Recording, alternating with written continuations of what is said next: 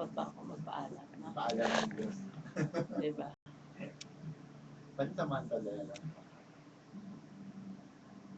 Kunwari, bakasyon kayo. Yes. Good health. Good health sa lahat ng ating mga suking kapanalig. Narito po ang programang Radyo Kalusugan, University on the Air.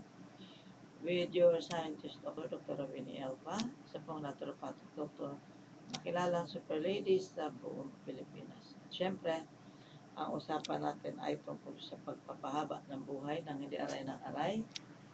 And of course, to avoid bankruptcy and to lessen the agonies of the palliative cases.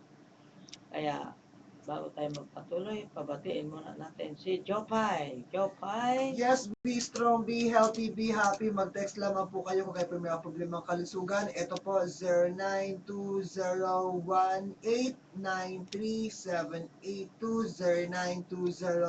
0920-1893782. For Smart po yan. Sa Sunsealer naman po ay 0922-288-2852, 0922-288-2852. Ayan po yung ating pong website, www.superladyphilippines.com, www.superladyphilippines.com. Today is Friday. Ang ating pong health seminar mamayang hapon po. Same time, same place, same location dito po sa Don Santiago Building.